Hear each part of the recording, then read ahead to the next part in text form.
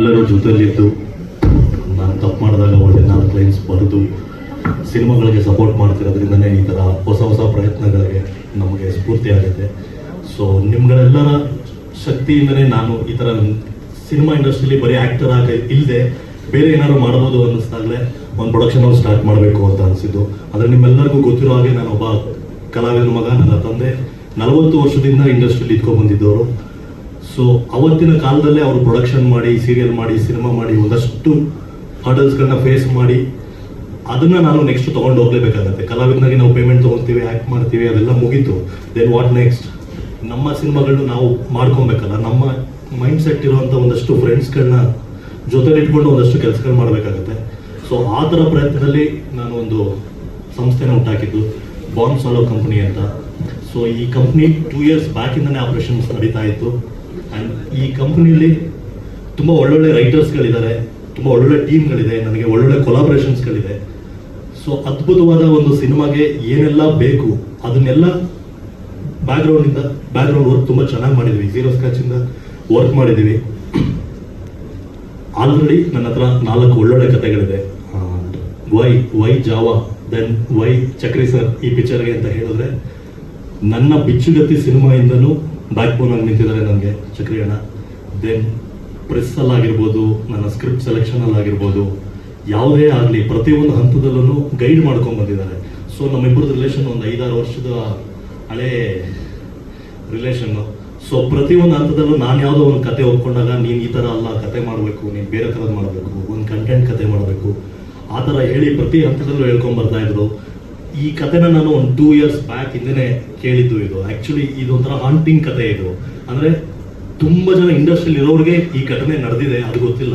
ಒಂದು 80s ನಡೆದಿರುವಂಥ ಒಂದು ಘಟನೆ ಇದು. ಸೊ ತುಂಬ ಹಾಂಟ್ ಮಾಡುತ್ತೆ ಆ ಘಟನೆ. ಚಲನಚಿತ್ರ ರಂಗದಲ್ಲಿರೋರಿಗೆ ಗೊತ್ತಿಲ್ಲ ಅಂದರೆ ಅದು ಹೊರಗಡೆ ಅವ್ರಿಗೆ ತುಂಬ ಹೊಸ ವಿಷಯ. ಸೊ ಇದು ನನಗೆ ತುಂಬ ನಾವು ಮಾಡಬೇಕಲ್ಲ ಅನ್ನಿಸ್ತು.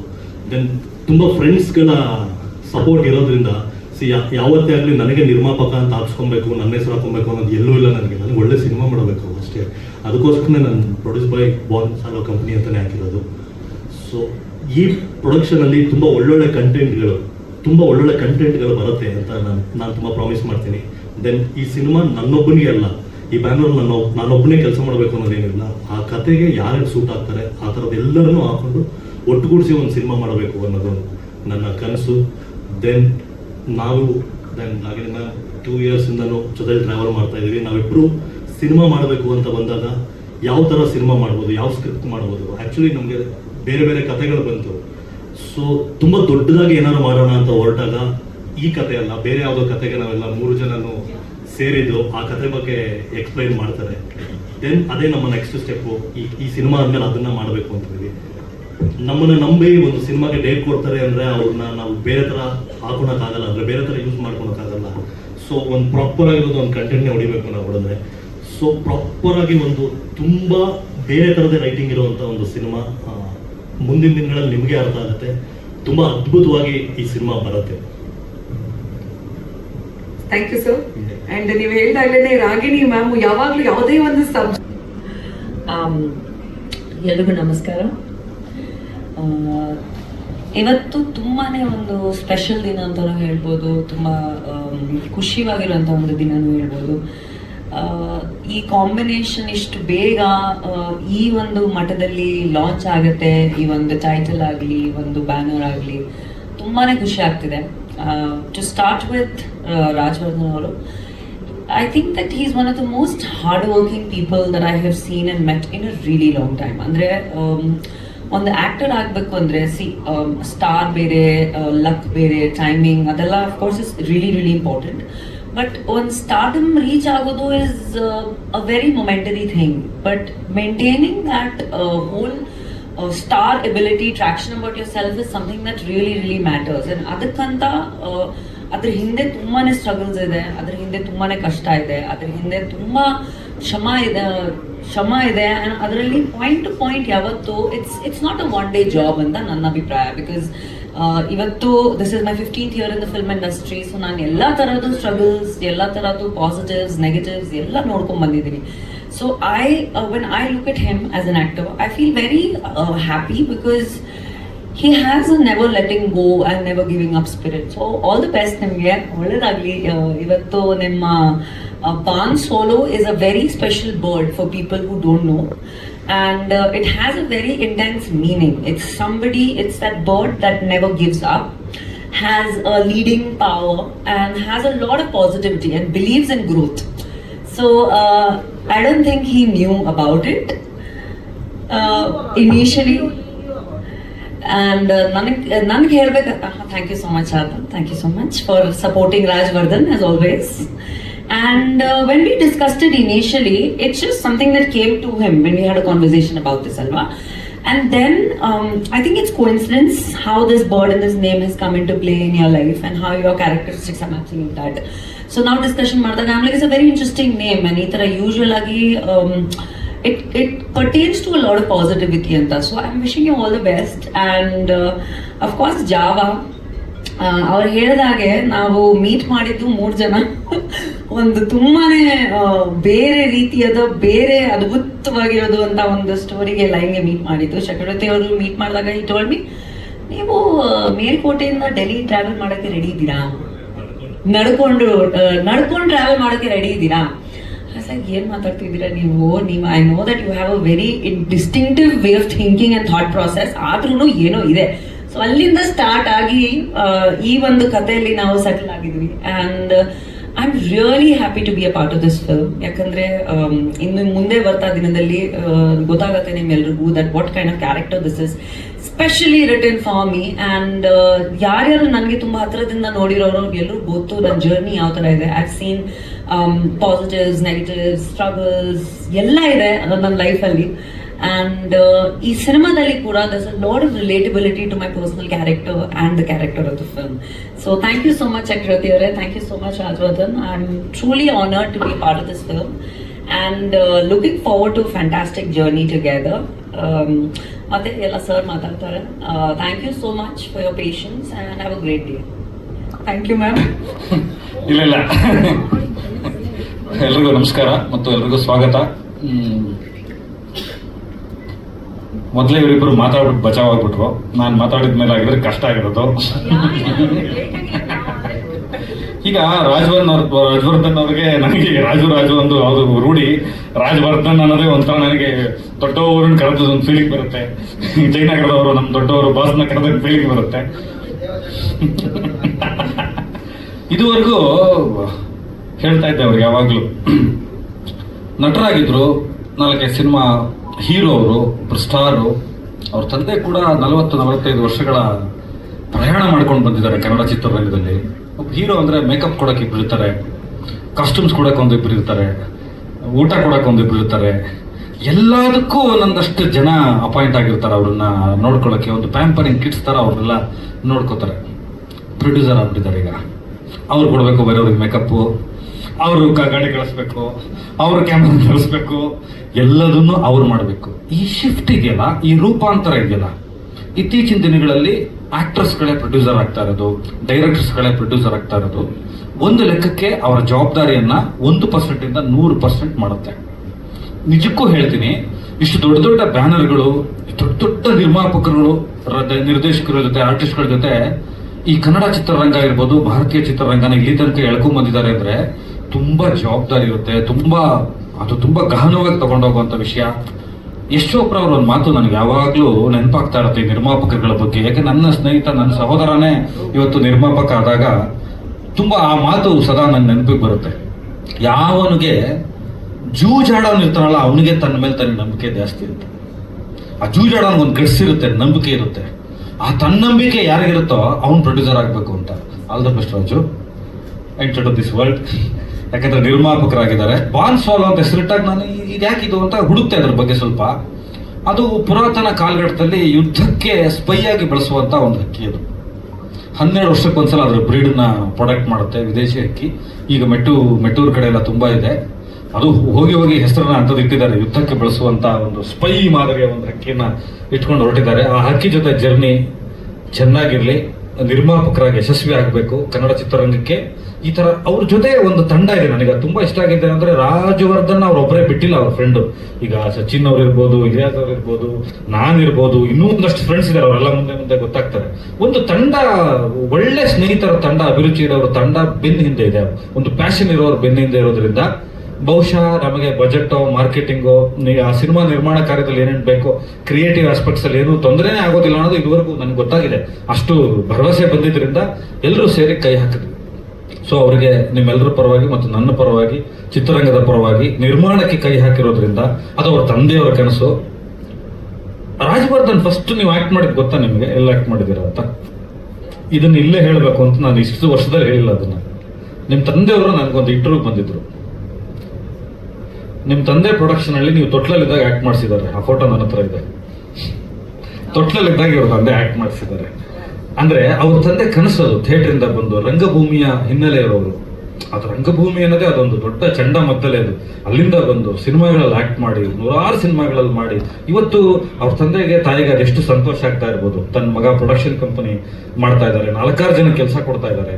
ಅದರಲ್ಲಿ ಮೊದಲ ನಿರ್ದೇಶಕರಾಗಿ ನನ್ನ ಸೆಲೆಕ್ಟ್ ಮಾಡಿದ್ದಕ್ಕೆ ಅವ್ರಿಗೆ, ನಿರ್ಮಾಪಕರಿಗೆ ಶಿರಸಾಷ್ಟಾಂಗ ಧನ್ಯವಾದಗಳು. ನಿರ್ಮಾಪಕರಾಗಿ ಈಗ ಜಾವ ವಿಷಯಕ್ಕೆ ಬರೋದಾದ್ರೆ, ರಾಜವರ್ಧನ್ ಅವ್ರಿಗೆ ನಾನು 2 ಕತೆ ಹೇಳಿದ್ದೆ. ಅದು ಬಂದ್ಬಿಡುತ್ತೆ. 2 ಕತೆ ಹೇಳಿದ್ದೆ. ನಾವು 5-6 ವರ್ಷಗಳಿಂದ ಸ್ನೇಹಿತರು. ಹೆಂಗೆ ಸ್ನೇಹ ಆಯ್ತು, ಯಾಕೆ ಸ್ನೇಹ ಮುಂದುವರಿತು ಅನ್ನೋದನ್ನ ನಾನಿಲ್ಲಿ ಹೇಳಬಾರ್ದು, ಯಾಕಂದ್ರೆ ಸೆನ್ಸಾರ್ ಅಲ್ಲಿ ತೊಂದರೆ ಆಗುತ್ತದೆ. ಸಾರ್ವಜನಿಕ ಮಾಧ್ಯಮಗಳಲ್ಲಿ ಆ ತರದ್ದು ಒಂದು ಬಾಂಧವ್ಯ ನಮ್ದು. ಒಂದು ಪುರಾತನ ಸ್ನೇಹಿತರ ತರ, ಪ್ರಾಚೀನ ಕಾಲದ ಗೆಳೆಯರ ತರ ಈ 5 ವರ್ಷದಲ್ಲಿ ಇಬ್ರು ಆಗೋದ್ವಿ. ಒಂದು ಸಲಿಗೆ ಇಬ್ಬರು ನಡುವೆನೂ ಒಂದು ಸಲಿಗೆ, ಒಂದು ನಂಬಿಕೆ ಬಂತು. ಹಾಗಾಗಿ 2 ಕಥೆಗಳನ್ನ ಅವ್ರು ಹೇಳಿದೆ. ಅವರು ಒಂದು ಮಗು ತರ ಕ್ಯಾರೆಕ್ಟರ್. ಅದು ಹೆಂಗೆ ಬಿಚ್ಚುಗತ್ತಿ, ಬರವಣ್ಣ ನಾಯಕ ಕತ್ತಿ ಎಲ್ಲ ಹಿಡ್ಕೊಂಡು ಬರುತ್ತೋ, ವೈಯಕ್ತಿಕವಾಗಿ ಅದು ಒಂದು ಮಗು ತರ. ಈ 2 ಕತೆ ನಂಗೆ ಬೇಕು. ಈ ಬಿಸ್ಕೆಟ್ ಕೊಟ್ರೆ ಮಾರಿಗೋಲ್ಡ್ ಬೇಕಾ, ನಂಗೆ 2 ನಂಗೆ ಬೇಕು. ಇದನ್ನ ಯಾರು ಹೇಳ್ಬೇಡಿ. ವಾರಕ್ಕೊಂದ್ಸಲ ಫೋನ್ ಮಾಡೋದು, ಈ ಕತೆ ನೀವು ಯಾರು ಹೇಳ್ತಾರ ತರ.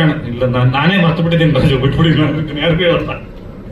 ಮತ್ತೆ ಬಂದ್ರು, ಒಂದು ಲಾಸ್ಟ್ ಇಯರ್ ಬಂದ್ಬಿಟ್ಟಿಲ್ಲ ಇಲ್ಲ, ಫಸ್ಟ್ ನಾವು ಈ ಕತೆ ಮಾಡೋಣ, ಅದಾದ ನಂತರ ಆ ಕತೆಗೆ ಮುಂದುವರೋಣ. ಯಾಕಂದ್ರೆ ಅದು ತುಂಬಾ ದೊಡ್ಡ ಕ್ಯಾನ್ವಾಸ್ ಬೇಕು, ತುಂಬಾ ದೊಡ್ಡ ಎಕ್ಸ್ಪೆರಿಮೆಂಟ್, ಅದು ತುಂಬಾ ದುಡ್ಡು ಖರ್ಚಾಗತ್ತೆ. ಆಮೇಲೆ ನನಗೂ ತುಂಬಾ ಪ್ರಿಪರೇಷನ್ ಬೇಕು, ಆರ್ಟಿಸ್ಟ್ಗಳೆಲ್ಲ ಬೇರೆ ತರ ಬರ್ತಾರೆ. ಸೊ ಈ ಕತೆನ ಕೂತು ಫೈನಲ್ ಮಾಡಿದ್ವಿ. ಕ್ಯಾರೆಕ್ಟರೈಸೇಷನ್ಗಳೆಲ್ಲ ಮಾಡಿ ಮುಗಿಸಿದ್ವಿ.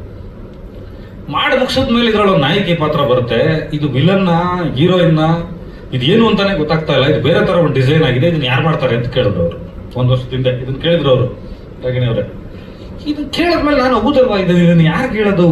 ಹೋದ್ರೆ ನನಗೆ ಬಹುಶಃ ಈ ಪಾತ್ರ ಯಾರಿಗಾರ ಹೇಳಿದ್ರೆ ನನಗೆ ಅವ್ರು ಹೊಡಿಬಹುದು. ಹೀರೋಯಿನ್ಗಳು ಇಂಗ್ಲಿಷಲ್ಲಿ ಬೈತಾರೆ, ನನಗೆ ಇಂಗ್ಲಿಷ್ ಅರ್ಥ ಆಗಲ್ಲ, ಬೈಸ್ಕೊಂಡು ನಾನು ಬರ್ಬೋದು. ಈ ತರ ಇದೆ ಎಕ್ಸ್ಪೆರಿಮೆಂಟ್. ಈಗ ನಾನು ಯಾರಿಗೂ ಹೇಳಿ ಹೆಂಗ್ ಒಪ್ಸೋದು? ಈಗ ಪ್ರೊಡ್ಯೂಸರ್ನ ಒಪ್ಪಿಸ್ಬೇಕಲ್ಲ, ನಾನು ಹೀರೋಯಿನ್ ಒಪ್ಸಿದ್ದೀನಿ ಅಂತ. ಇತ್ತೀಚಿನ ದಿನಗಳಲ್ಲಿ ಸೋಷಿಯಲ್ ಮೀಡಿಯಾ ನೋಡಿದ್ರೆ ಇವರಿಬ್ಬರೇ ಇರೋರು. ಎಲ್ಲಿ ಹುಡುಕದು, ನಾವು ಇಲ್ಲಿ ಕೈಲಿ ಬೆಣ್ಣೆ ಇಟ್ಕೊಂಡು ಎಲ್ಲೆಲ್ಲ ಹುಡುಕ್ತಾ ಇದ್ದೀನಲ್ಲ. ನಾನು ಒಂದ್ಸಲ ನಾನು ರಾಗಿಣಿ ಅವ್ರನ್ನ ಮೀಟ್ ಮಾಡ್ಬೇಕಲ್ಲ ಅಂತ. ಯಾಕೆ ಅಂದ್ರೆ ಇವರು ಅಲ್ಲ, ನೋಡ್ತಾ ಇರ್ತೀರಲ್ಲ ರಾಜು, ಮಾತಾಡೋಣ ಒಂದ್ಸಲ, ಪ್ಲೀಸ್ ಮೀಟ್ ಮಾಡೋಣ ಅಂತ ಕರ್ಕೊಂಡು ಹೋದ್ರು. ಇವ್ರು ಬಂದ್ರು. ಈ ಕತೆ ಹೇಳೋದು ಬೇಡ ಮೊದಲೇ, ಯಾಕಂದ್ರೆ ಪ್ರೊಡ್ಯೂಸರ್ ಹೀರೋ, ಅವ್ರ ಎದುರುಗಡೆ ಒಬ್ಬರು ಹೀರೋಯಿನ್ನು, ಅವ್ರ ಬಗ್ಗೆ ನಾನು ಆಮೇಲೆ ಮಾತಾಡ್ತೀನಿ.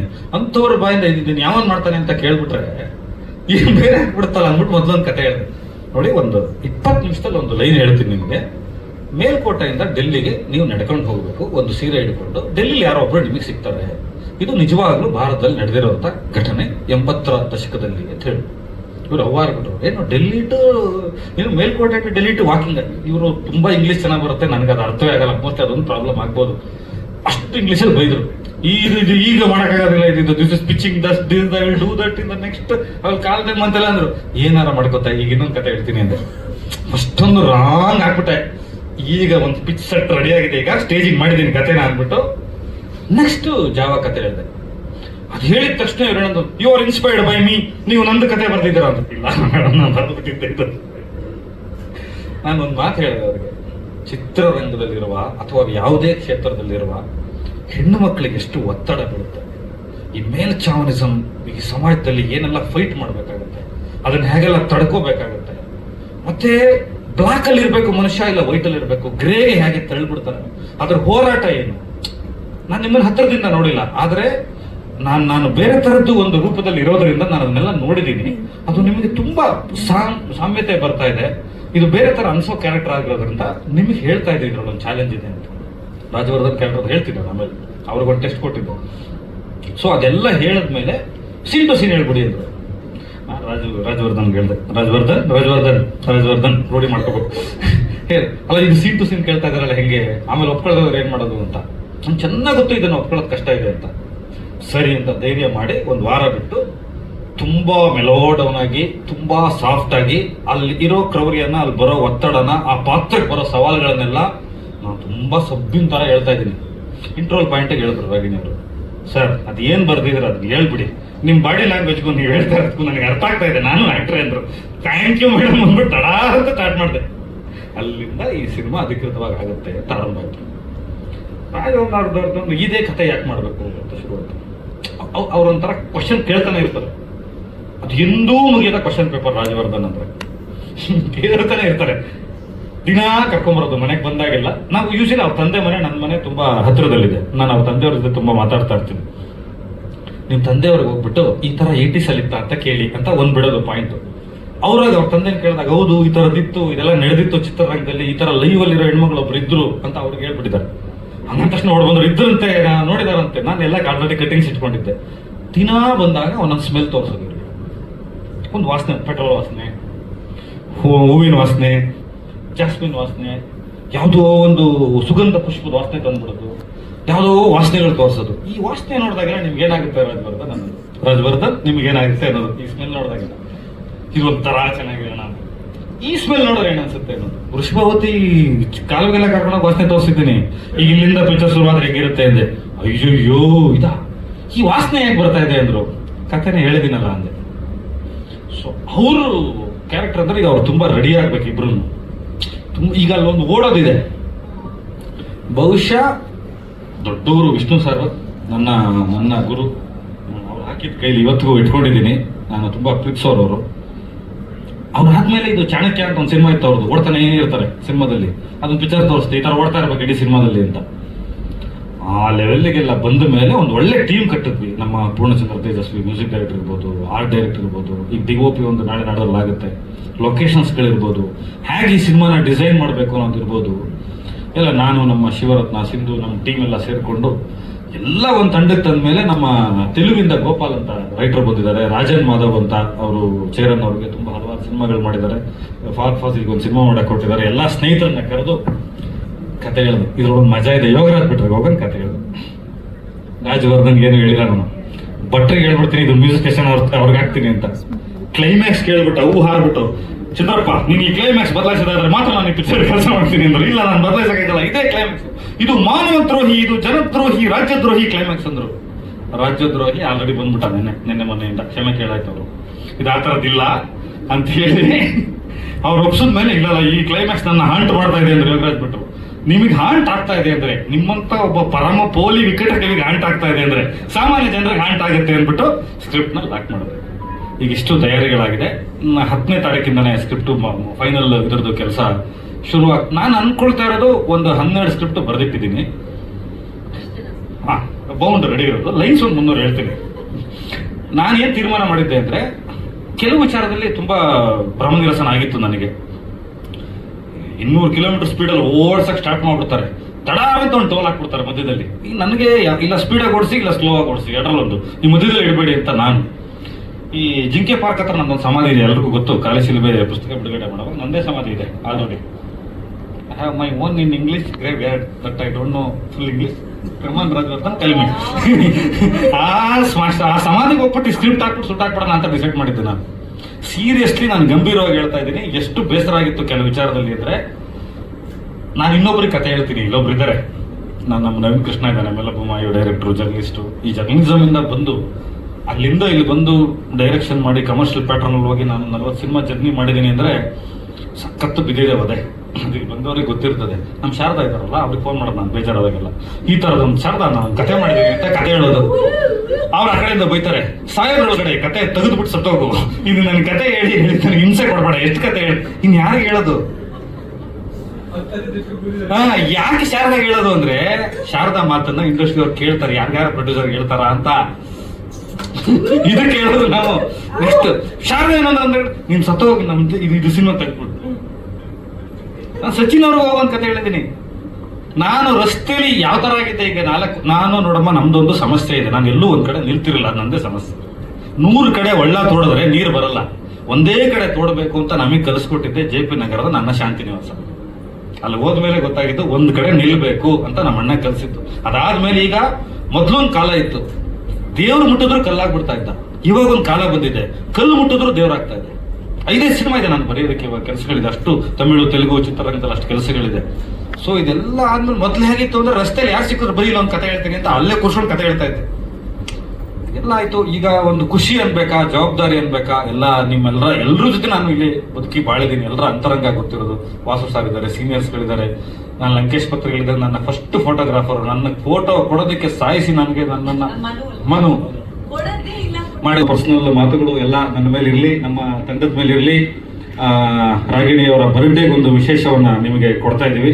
ಅವತ್ತೊಂದು 100% ಹೇಳ್ತೀನಿ, ಅವತ್ತು ಕರೆಂಟ್ ಹೊಡೆಯುತ್ತೆ ತುಂಬಾ ಜನರಿಗೆ. ಆ ಕರೆಂಟ್ ರೆಡಿ ಮಾಡಿದ್ದೀನಿ ಜಲಪಾತ ಜೋಗಕ್ಕೆ ಹೋಗಿ.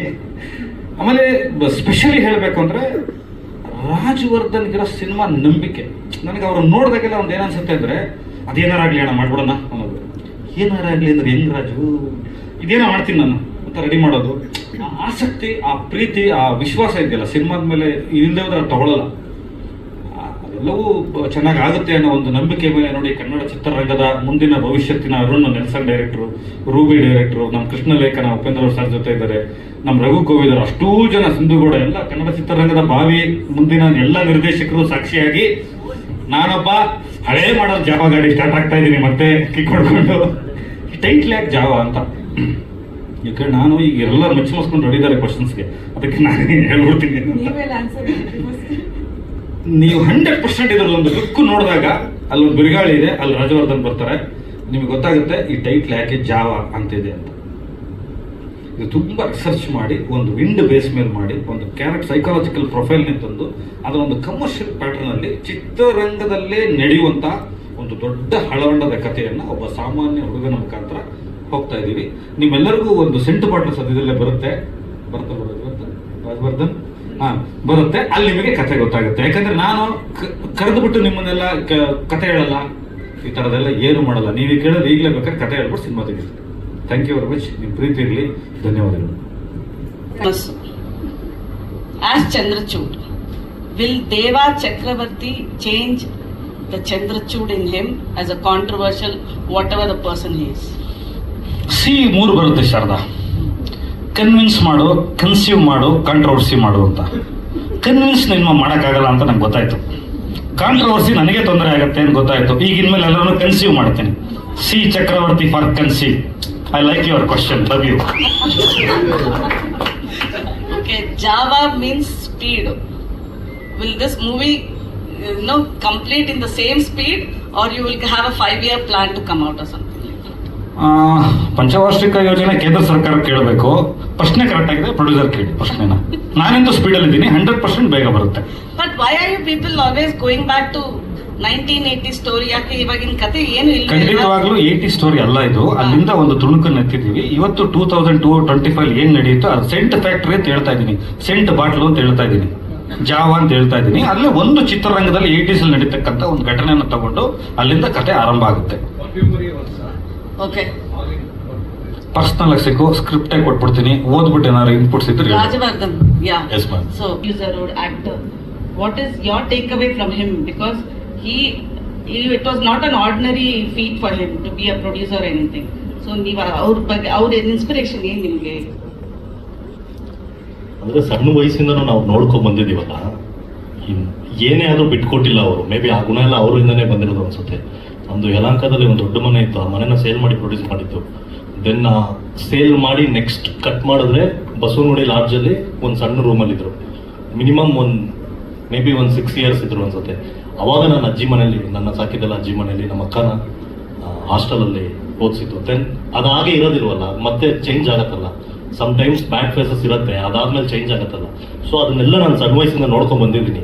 ಸೊ ಸಿನಿಮಾದಲ್ಲಿ ದುಡ್ದಿದ್ದು ಸಿನಿಮಾದಲ್ಲೇ ಕಳೀತಾರೆ, ಸಿನಿಮಾದಲ್ಲೇ ಗಳಿಸ್ತಾರೆ.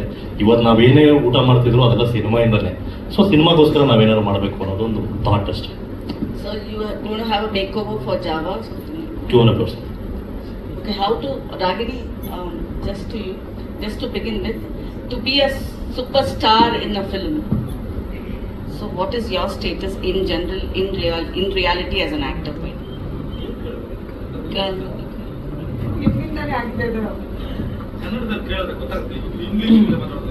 ಆಯ್ತಪ್ಪ.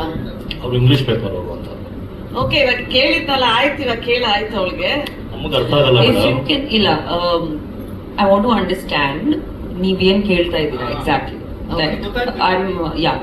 It's a very wide framed question, so if you can just explain to me again what you want. So super star ಅಂತ ಫಿಲಮ್ ಅಲ್ಲಿ ನೀವು ಸೂಪರ್ ಸ್ಟಾರ್ ಆಗಿದ್ದೀರಾ, that's your character in the movie ಅಂತ ಕೇಳ್ಪಟ್ಟೆ. ನಿಮ್ಮ status of as an, ನಾನು question ಕೇಳ್ತಾ ಇದ್ದೀನಿ, ನೀವು ನನ್ನ ಕ್ವಶನ್ ಕೇಳ್ತಾ ಇದ್ದೀರಾ, ಅವರು ನಾನು ಕೇಳ್ತಾ ಇದ್ದೀನಿ. ಓಕೆ, ಸೂಪರ್ ಸ್ಟಾರ್ ಈ ಫಿಲಮ್ ಅಲ್ಲಿ, okay, Java. So but in reality what is you at the status as an actor in general, if I want to know in a broader sense? Okay, this is a very interesting question. I don't truly believe in labels. ಯಾಕಂದರೆ ಪ್ರತಿಯೊಬ್ಬರು ಪರ್ಸನ್ದು fate ಆಗಲಿ, ಹೆಸರಾಗಲಿ, ಒಂದು ದುಡ್ಡಾಗಲಿ, ಒಂದು success failure ಆಗಲಿ, ಒಂದು Friday ಮೇಲೆ depend ಆಗುತ್ತೆ ಅಂತ ಒಂದು ಸಿಂಪಲ್ ಗಾದೆ ಅಂತ ಹೇಳ್ಬೋದು. ನನ್ನ ಅಭಿಪ್ರಾಯ ಏನಂದ್ರೆ, ಪ್ರತಿದಿನ as a person I want to grow, ಪ್ರತಿದಿನ as a woman I want to achieve something. ಅಂದರೆ personally, publicly, as an actor, as a person, ಪ್ರತಿಯೊಂದು ದಿನ ಏನಾದರೂ ಒಂದು ಮಾಡಬೇಕು ಅಂತ ಬೆಳಗ್ಗೆ ಎದ್ದಿದ ತಕ್ಷಣ ಓಕೆ ಇವತ್ತು ಏನಾದರೂ ಡಿಫ್ರೆಂಟ್ ಆಗಿ ಮಾಡೋಣ ಅಂತ ನನ್ನ ಮೈಂಡಲ್ಲಿ ಬರುತ್ತೆ. I have, in my journey of 15 years, it's been a roller coaster ride for me. So, I have seen days of immense stardom. I have seen days of immense failures. I have seen struggles. I have seen every form. Ali, one phase ali tumma nodidini anta. So, in this journey, I have just felt like ಒಂದು ಕಲಿಯೋದಂತ ಇದೆ.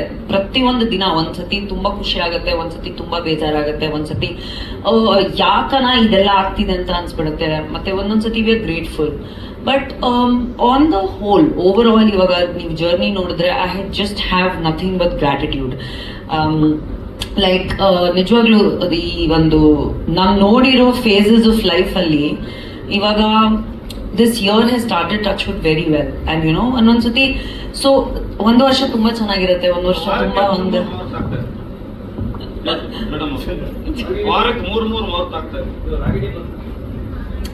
Thank you so much.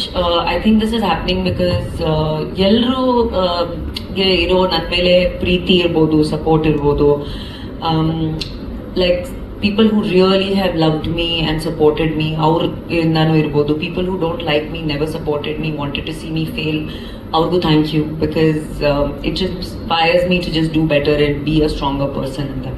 So it's been a beautiful journey. I don't think there are any labels. I don't think, see, ivaga nammana hesarugalu hakodu nam fans, like, you know, people have called me mass queen, people have called me a superstar, people call them massive star, people call, so andre ee hesarugalu barodu from our fans, and I think it's a very small thing. It's also very superficial ನನಗೆ ಅನ್ಸುತ್ತೆ. ನಾವು ಹೆಂಗಿದೀವಿ ಇವತ್ತಿನ character ಆಗಿ ಅದು ಮುಖ್ಯವಾಗಿರುತ್ತೆ ಯಾವತ್ತು, not the way we being called and not the sub names and context that we are with. So focus ಅದರಲ್ಲಿದೆ ಅಷ್ಟೇ. Thank you and all the best. Thank you so much.